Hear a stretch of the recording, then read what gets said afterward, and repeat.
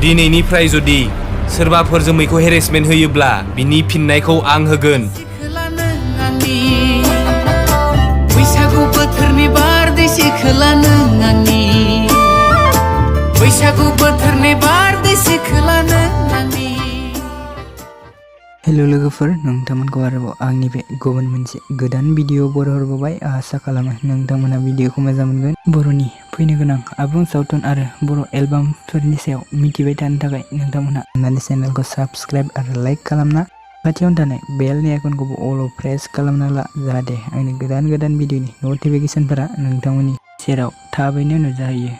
दिनै आं मानि सायाव आपडेट लानानै फैदों नोंथांमोना एसेब्लाबो मिथिखाबाय जानांगौ टाइटेल एबा थाम्बनेल नायनानै। दिनै आं मोनसे बर'नि आबुं सावथुननि सायाव आपडेट लानानै फैदों लोगोफोर। आसा खालामो नोंथांमोना बे बर'नि आबुं सावथुनखौ बयबो अनसायगोन होनना। अर्गें मशन पिक्चार प्रेजेन्ट आरो डाइरेक्टर राजा नार्जारिजों डिरेक्सन खालामजानाय बे आबुं सावथुननि टाइटेलानो जाहैबाय मोसा।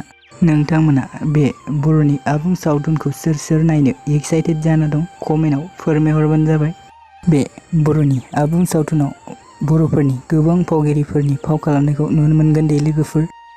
बे आबुं सावथुनाव गुबैयै फावखौ खालामदों बर'नि बयनिख्रुइबो मुंदांखासिन एक्टर आरो बयनिबो फेभराइट एक्टर लिंसार फुजि, बिबेक, सुदेम सना, मनीषा, वेंकोल, शिवराज आरो नोंथांमोना बे मुभियाव गोबां बर'फोरनि फाव खालामनायखौ नुनो मोनबावगोन। मोसा आबुं सावथुननि प्रडिउसारानो जादों फुंखा नार्जारि। एक्सन डाइरेक्सनखौ खालामदों सुजित देबब्रह्मा। बे मोसा आबुं सावथुननि सिंगारफोरानो जादों थाजिम, सोमखोर आरो इलिसा बर' लोगोफोर। बे मोसा आबुं सावथुनखौ एडिट खालामदों राजा नार्जारि आरो नारद।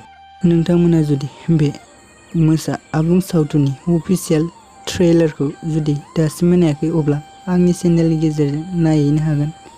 बे आबुं सावथुननि ट्रेलारखौ अर्गें मशन पिक्चाराव आपल'ड खालामनाय जादों। भिडिअखौ बेखिनिसिम नायनायनि थाखाय नोंथांमोननिसिम रोजा साबायखर थाबाय आरो भिडिअआ माबा मोनसे गोरोन्थिफोर जालांब्ला नोंथांमोनखौ निमाहा होगोन होनना आसा खालामनायबो थाबाय।